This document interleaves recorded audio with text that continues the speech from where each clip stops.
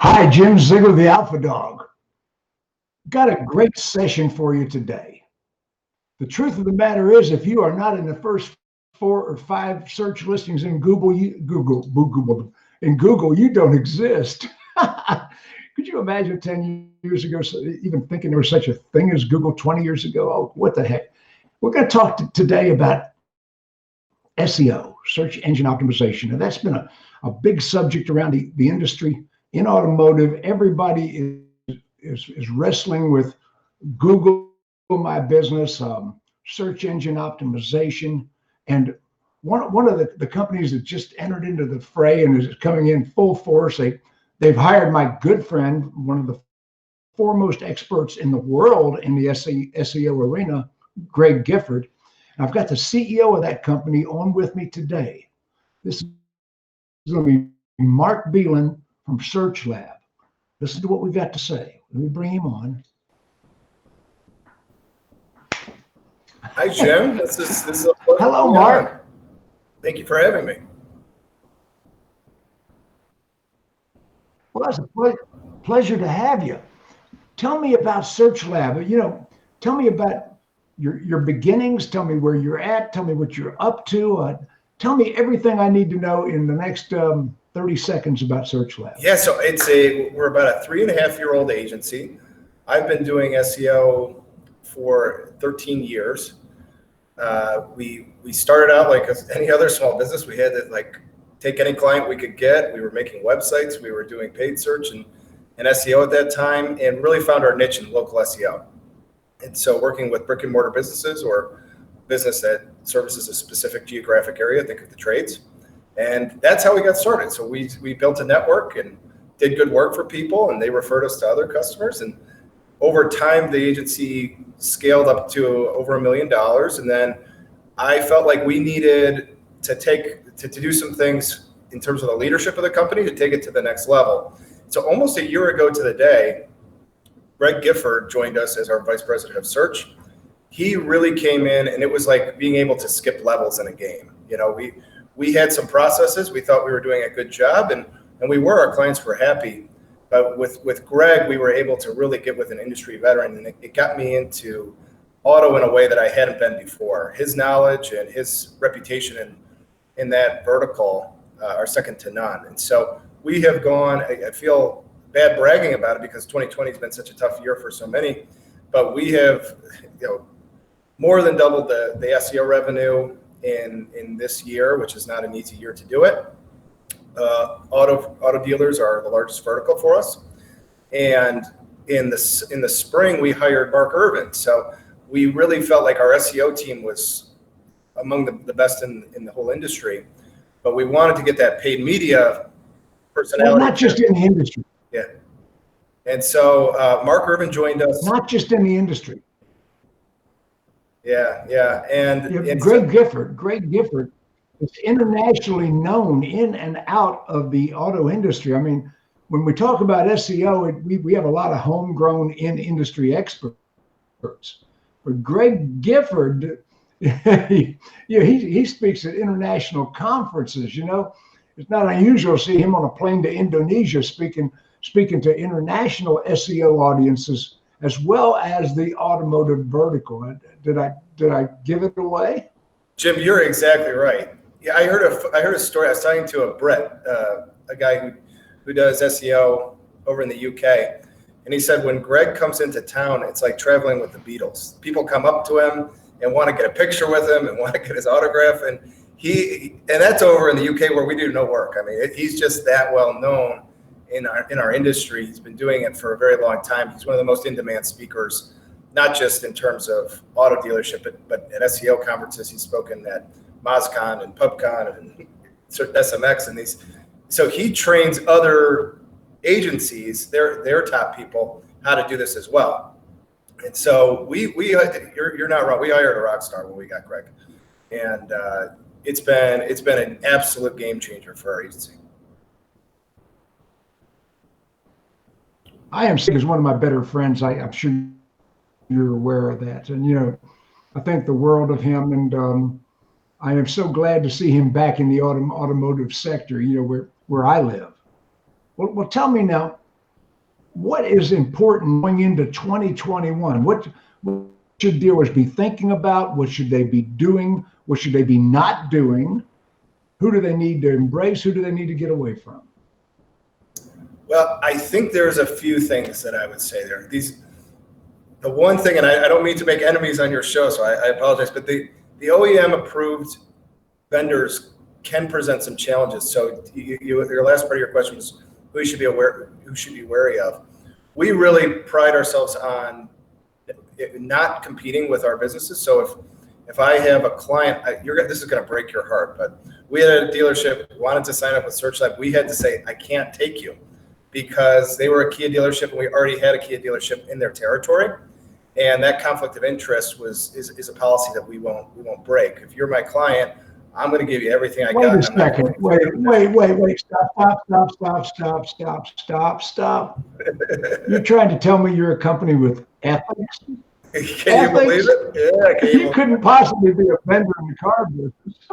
I know. How could you be a vendor and have ethics? It's hard to believe, right? No, I believe that. I think that when you sign up with us, and whether you choose SearchLab or you choose a different vendor, it's a good question to ask. Are you working with any of my competition? And we won't do that. A lot of our, and I'm not going to name names, but a lot of the competition will do that. And I think Greg uses the example of Ford in Dallas. There's something like 40 Ford dealerships in Dallas. If you are working with many of those, I think there's a conflict of interest there. So be wary of that. I also think some of these packaged SEO products where the tactics really haven't changed very much, and they're not as focused on local SEO, which is about GMB, which is about building links from local websites, which is about creating content that's not just 500-word blog posts, but is built around community building and being an active part of your local community. If they're not using those kind of words that are like local SEO, that are really focused on the local algorithm, I'd be wary of that as well, Jim. Okay, the local SEO. I mean, if I'm a Georgia dealership, I could care less about California customers viewing my website. I mean, there might be a cross-country special unit shipped over there, but it's not going to be any volume that I want to pay for. So you're economizing the buy from number one. Number two, you mentioned Google My Business GMB, and Greg did a whole show with me on that here 3 weeks ago. Tell me about why that's important. What are you guys doing with that? Yeah, so breast tests, like if you know, your audience is pretty sophisticated, so you know a lot about SEO. You probably know about this algorithm that powers Google. It's really more accurate to say algorithms. There's many that are at play here. And when Google detects that the searcher has local intent, they'll run it through a local algorithm. And so in a local SEO like me, we're experts on understanding how that algorithm works. And a huge part of it is GMB. So you want to make sure that your website appears prominently in the map section, that it's filled out completely, that it has information that's interesting to people. One of the things Mike Blumenthal, who's on my show, talks about is that GMB is becoming more immersive. So people are clicking multiple times through your information on GMB without ever visiting your website. And so they're able to convert, they're able to call you in a mobile world. They never have to visit your site, and they can become your customer. So if you're not taking advantage of this, or if you're not optimizing GMB. So wait, I didn't know that. Yeah. I didn't know that. So they can hit your Google My Business and totally, they can call your dealership. They don't even need to visit your website. Not at all. So the term for this is a zero-click search. So that's huge. Yeah. That's so huge. there's no click to the website, but the explosion of mobile devices. So everybody's on their phone, and particularly for auto dealers, doing a lot of the research phases on their phone. Well, when Google My Business comes up on your phone, you can tap to call without having ever visited the website. So if you're just looking for a Buick dealership near me, you might find the top result in the map. Click to get driving directions. That's a good conversion. Or click to call so you can speak to somebody who can help you. And you have never visited the website at that point. You're just operating off of GMB. And so this is a huge opportunity for auto dealers and any small business client.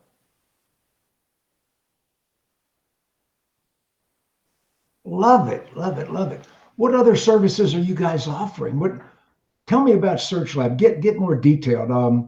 I'm a dealer. I need SEO services. I need GMB service. What do you do?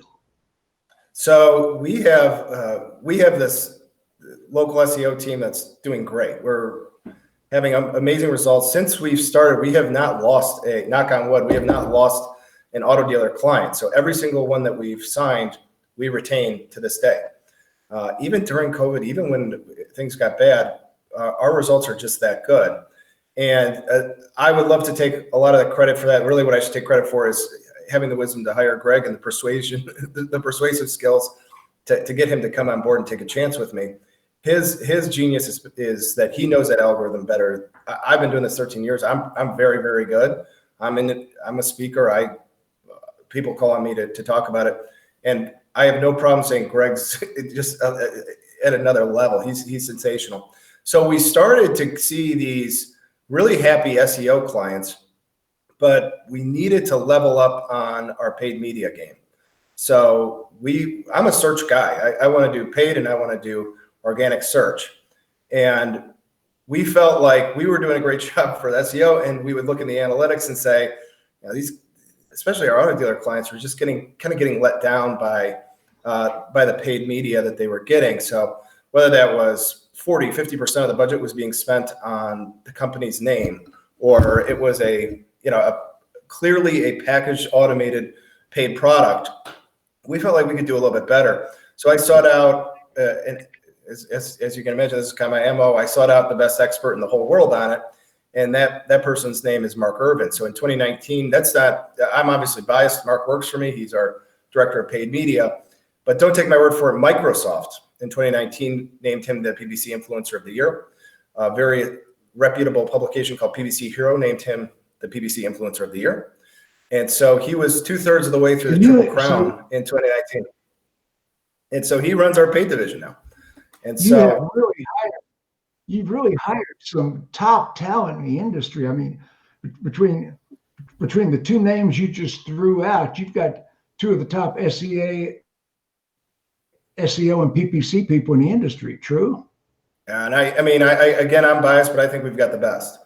I don't think it's some of them. I think we really do. I believe we have the best. And what's amazing, Jim, is that when they get on a call together, or when they get into a strategy session together, 1 + 1 doesn't equal 2. It's like 1 + 1 = 11. Them working together and their rapport and their brilliance, it's like that combination is the killer. Like that's what really sets us apart. Is now you've got, Greg is a known commodity in auto, and I would say Mark probably is more of a known commodity in the industry. But what he's been able to do in terms of rapidly improving our auto dealer clients and paid, and when I say paid media, I'm talking about paid search and paid social. We're talking about YouTube. We're talking about Facebook, Instagram. The problem we have today is so many of the marketing companies, SEO and generalized marketing companies in our business are rackets. I mean, the manufacturer co-op game has become so corrupt that you really don't know who to trust. You don't know who's real, who's raking in the dollars, who's double billing you, who's charging you for clicks they didn't buy. It's amazing the corruption in the co-op program. My opinion. I said my opinion. My opinion. The co-op program is totally corrupt, and dealers that are paying money for co-op are getting really substandard many times. There's some good vendors on co-op, don't get me wrong, some really great vendors, but there's some really crappy vendors on co-op too that should be incarcerated, in my opinion. So, yeah, and then about 5 years ago, all of a sudden we start seeing Carvana, maybe longer than 5. We start seeing car gurus. We start seeing all these vendors that are inserting themselves between us and the customer, and are taking the first 6 positions above the fold on every page. So how good is your SEO? How good are you competing with the high-powered vendors that are stealing the first 5, 6, 10 positions? Tough for them to get in the maps, though, Jim. It's very tough for them to get in the maps. So one of the huge advantages for the little guy is that those big aggregators who have, you know, a marketing team of 20 and millions of dollars of spend, they can't get in necessarily into maps because they don't have a physical location in the city that they are, or to the extent that they would, it would not be as big of a deal as a lot of our small business clients. So if you haven't looked at a SERP recently, these maps are at the top of the page. They're in the best real estate. They are exactly where the searcher's eye is going to go. It's going to be paid, and then the very first thing they're going to see in the free section is maps. And so taking advantage of that gives you a huge differentiator from a lot of those aggregators. The other thing I would say is, yeah, there's competition. That's what I love about this. So there's nothing I like more than we don't just work with auto dealerships, but I have an auto insurance client. I love watching the auto insurance client rank above Progressive and State Farm and Geico and these huge monoliths. If you like working for David's versus Goliath's, then you might like being a local SEO. And I'm a former athlete. I was a football player. I love the competition. So when you say things like that to me, I get excited. I don't look at it as a challenge that I can't overcome. I look at my team and I say, this is what we're going to do. And we have really talented people and we get it done.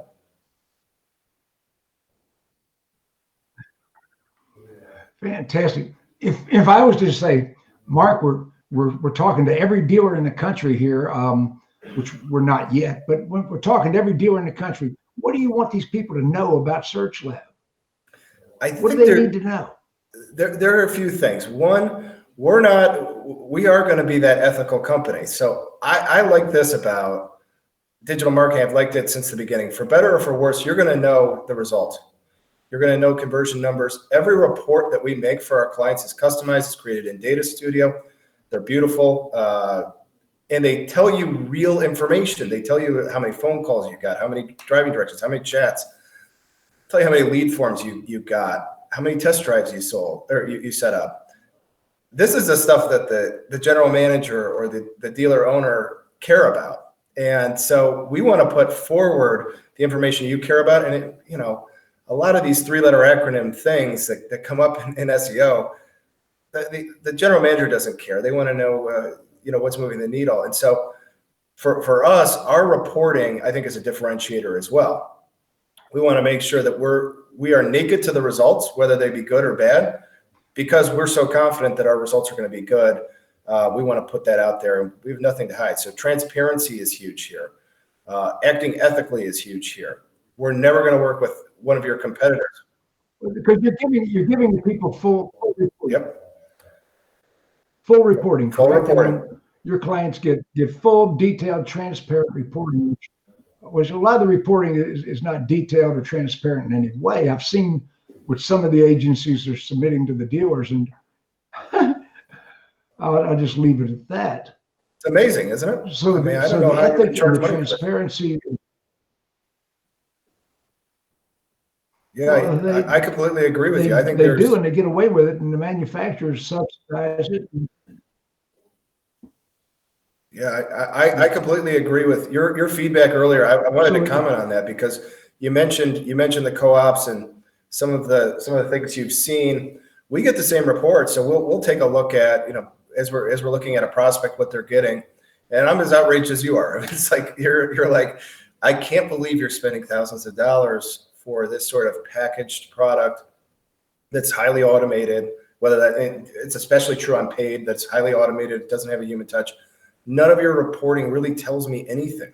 It doesn't tell me anything. It's about confusing the end user rather than bringing clarity to it. And so one of the things that's really nice about being a boutique agency is we do probably charge more than a lot of our competition, but I can customize everything. I can customize your program. You don't have a package program where we do the same cookie cutter thing for everybody. Each client gets a fresh look. There are some definite things that you should do that as an auto dealership, we're going to start with a framework that you're probably going to fit in. But because I'm a boutique agency and I don't answer to anybody else besides myself, I can make and customize a program exactly for you and exactly for what you need. Some clients need more content. Some clients need more link building. Some clients have a terrible GMB problem and we got to fix that. But I don't want to have it where it's a cookie cutter approach to everything. And so that's, all of this is hopefully giving you more information about SearchLab. But this is our approach, and our reporting works the same way. It's all customized. Well, SEO is just a couple keywords in the tags, right? I mean, nothing to it. That's a common misconception. So we do spend time on keyword research. We do spend time on on-site optimization every month, but I don't think that is it. The biggest differentiator, this is true. I just pitched you a softball. You should hit that one right out. I know, belt high too. I like it. No, so I like it. There's a phrase that's been true since I started in SEO, which is content is king. And so if you're not creating content on a regular basis, I don't think you're doing SEO. If you're not building links on a regular basis, I don't think you're doing SEO. If you're not in local, if you're not doing something to the GMB on a weekly basis, so we post every week. We clean up citations. It's a lesser service, kind of a diminishing service over time, and most of that can be automated. We'll look at your reviews and make sure your reputation is managed. A humongous part of what we offer is review management. And so if you're not looking at your reputation and answering the reviews and and making sure that your reputation is good. One of my good friends says, you can't outrank a lousy reputation. So if you have 2 stars, but even if I get you to number 1, but you got 2 stars, not many people are going to click on you. So we want to make sure your reputation is sterling as well. And where we can, we're going to be an advocate for it. We're going to actually consult with you. It's like, well, you're getting some bad reviews and it's always about this employee. They're always mentioning them. I think if we fix that employee, you can stand a better chance to have 5-star reviews coming your way. Yeah. So it's more like a gumbo than it is 2 keywords in a title tag or something like that. It's a lot that goes into it, and if you're not doing content, if you're not doing link building, if you're not doing these things that are really important in local review management, getting more reviews, getting more high quality reviews, I would say you're not really doing SEO.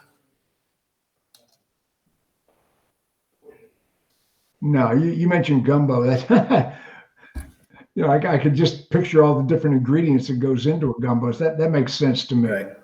So anyway, your contact information on the screen, mark@searchlabdigital.com. That's how they can get in touch with you. That's my personal email. Go ahead and reach out to me with any questions you have.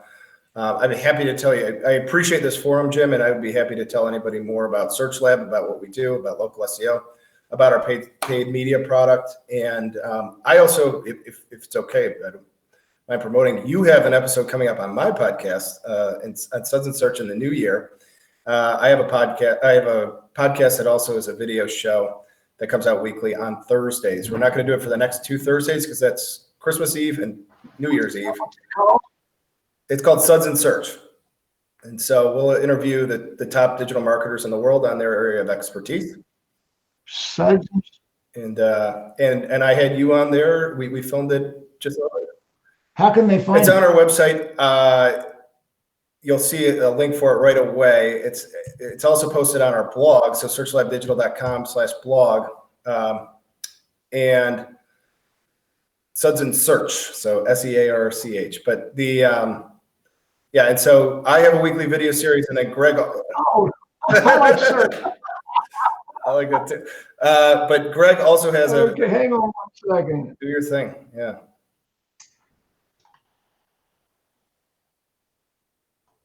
There it is. Yeah. How about that? That's more like it. So yeah, and then on Tuesdays, Greg has his video series. So we're SearchLab Digital /blog. correct. Yeah, and you'll find all our video content there. Is that right? That's right. That's right. And you'll find all our video content there, not just my show, but also Greg's show, which is totally geared around local SEO.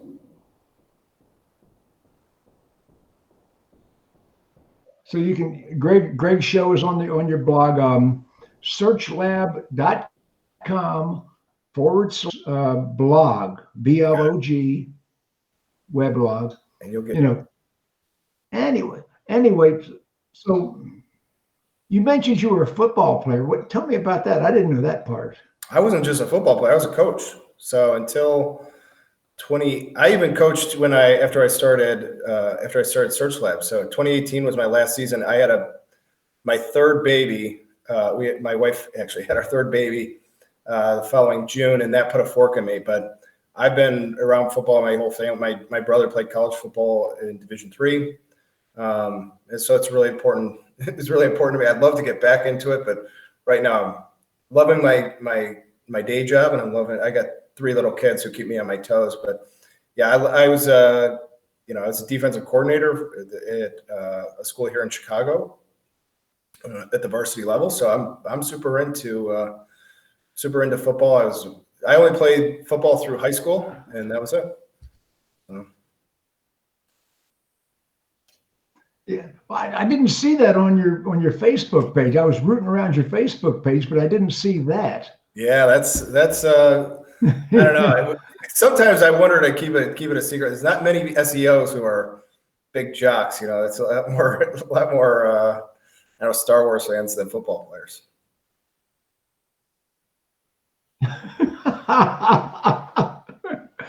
I love it. Well,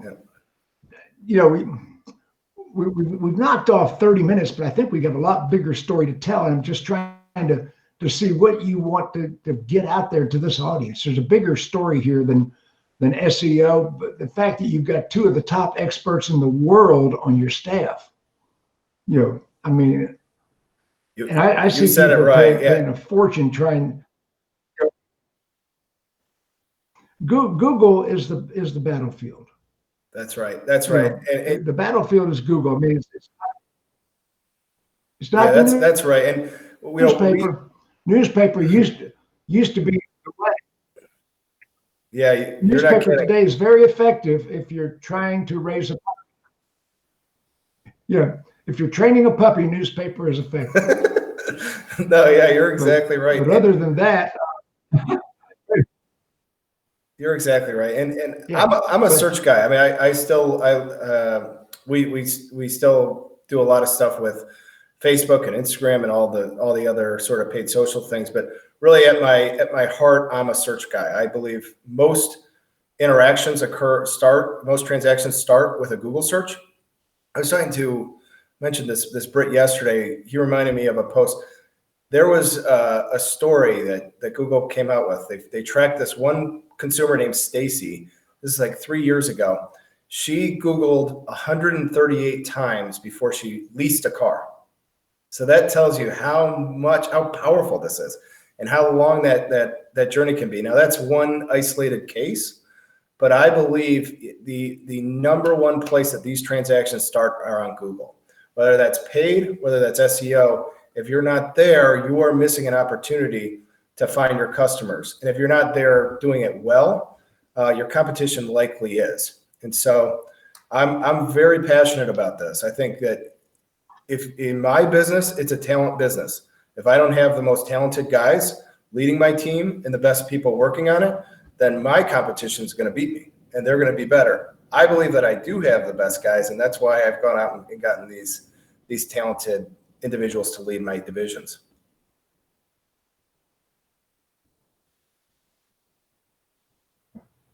Somebody just asked me, said, why are some of the reports that some of these agencies are submitting are 30 and 40 pages in length when it could be condensed to 3 to 5 minutes? Oh, I think it's a great question. Is that Bill? Yeah, I think that's a great question, Bill.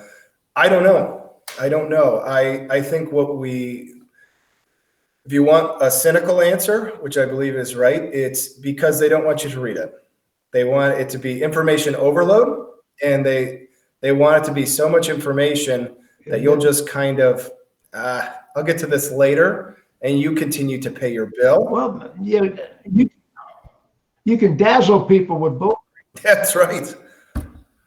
That's right. And that's to Bill's question. I think that's what's going on here. I don't think a report has to be very long. In fact, like a person came on, I guess, Dana DiTomaso, I thought she had some great rules for reports. She said, a report you should be able to understand what's on the report without someone like me being there to explain it to you.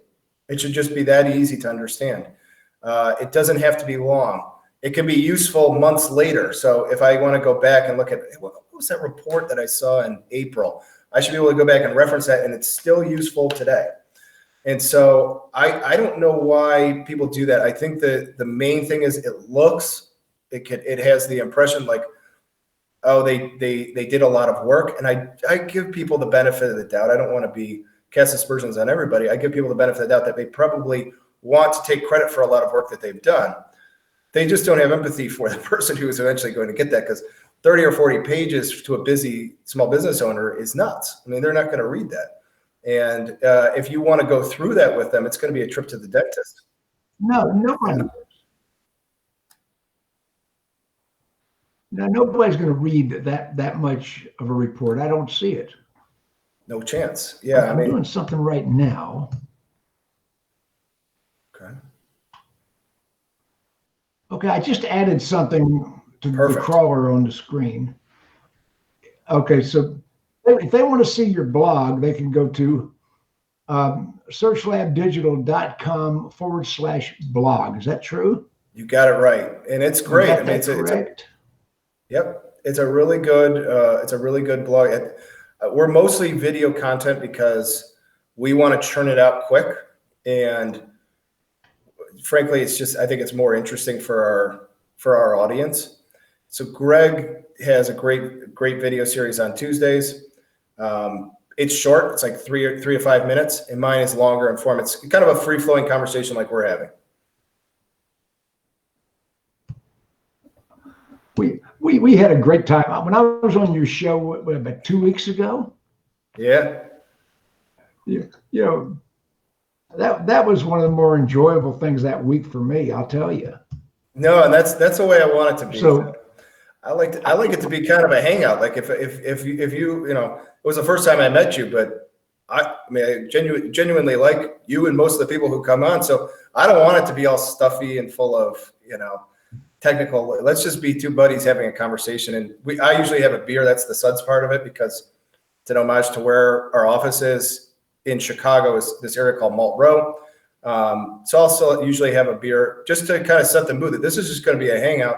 We're going to talk about our work, but we're going to talk about it in a way that's conversational, that's light, that's going to be entertaining to people who want to watch. Fantastic. Well, listen, big guy, I can't think of anything we haven't covered. What should we talk about before we sign off? What would you say? I think that just keep an eye out. There's this time of year, there's a whole bunch of top tips for SEO in 2021. We'll be probably coming out with stuff like that for local and what's going to be happening in the new year. It's never dull on local. I mean, there's always something changing. I love this